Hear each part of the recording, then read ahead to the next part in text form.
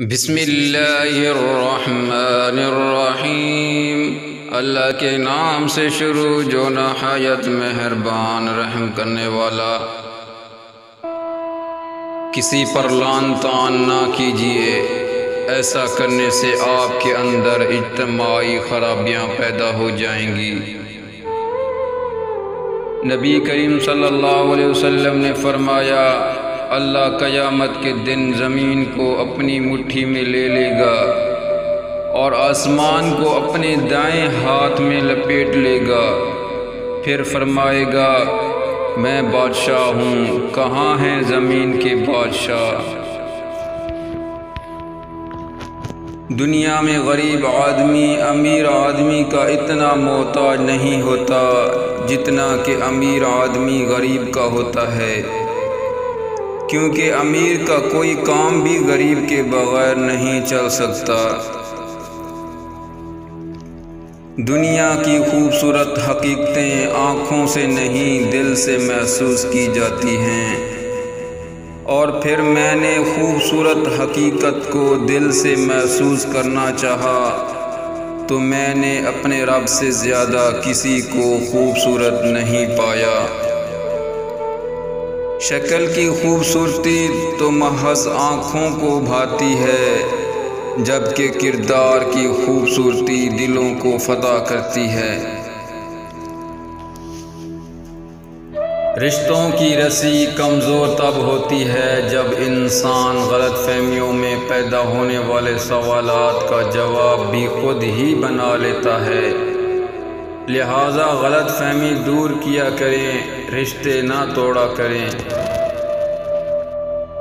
دولت پر کبھی تکبر مت کرنا، یہ اگر حرام کی ہے تو اللہ عذاب دے گا، یہ اگر حلال کی ہے تو بھی اللہ حساب لے گا۔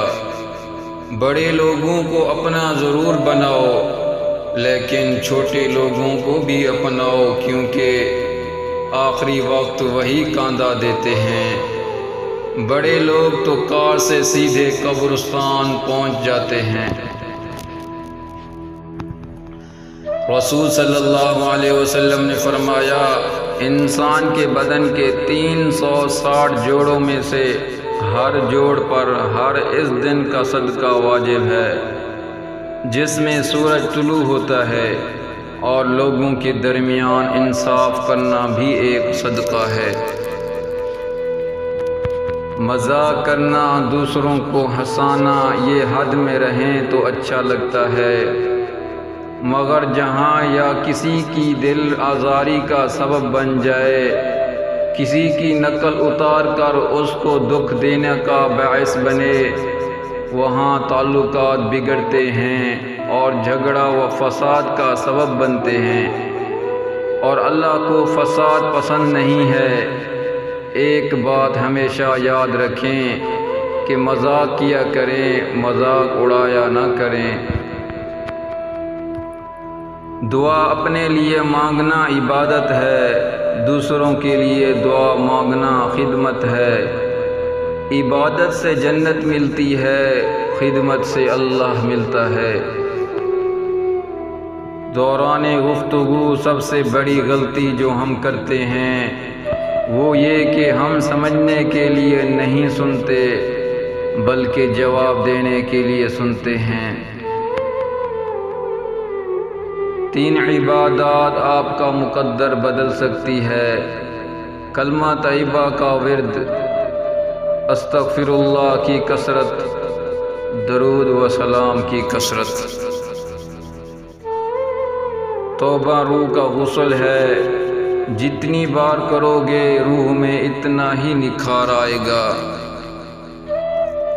میں نے لوگوں کو محبت پر بحث کرتے دیکھا، محبت پر لکھتے دیکھا، محبت کے لیے لڑتے دیکھا، لیکن محبت نبھاتے نہیں دیکھا۔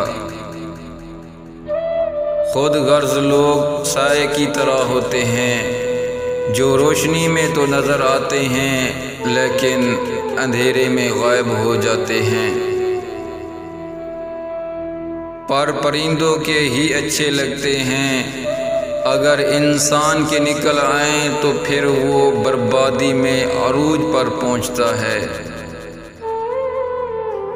آج کل ہمارے معاشرے میں لڑکی کی سوچ یہ ہے کہ ایک 22 سے 25 سال کا لڑکا اسے وہ تمام سہولیات دے جو اس کے باپ کو اسے دیتے ہوئے 50 سال سے بھی زیادہ سال لگ گئے، اور آج کی ہر ساس کی یہ خواہش ہے کہ ایک 18-20 سال کی لڑکی بھی گھر کی تمام ذمہ داریاں اٹھا لے، جسے اسے خود بھی سمجھتے ہوئے برسوں گزر گئے۔ جو اللہ کو ہم سفر بنا لیتے ہیں انہیں سفر کبھی خوف زدہ نہیں کرتا، اور جو اللہ سے جڑ جاتے ہیں انہیں کوئی توڑ نہیں سکتا۔ جو دعائیں اللہ کے سپرد کر دی جاتی ہیں ان کے مکمل ہونے کو کوئی موڑ نہیں سکتا۔ زندگی میں ہم جن لوگوں سے محبت کرتے ہیں دکھ بھی انہی سے ہی ملتا ہے، کیونکہ غیروں کی بات تو دل کو بری لگتی ہے مگر اپنوں کی بات دل پر لگتی ہے۔ صبر انسان کی بنیاد ہے، نظر میں کامیابی کی کنجی ہے، سچائی حق کی زبان ہے، سخاوت انسان کی زینت ہے، اور موت ایک بے خبر ساتھی ہے۔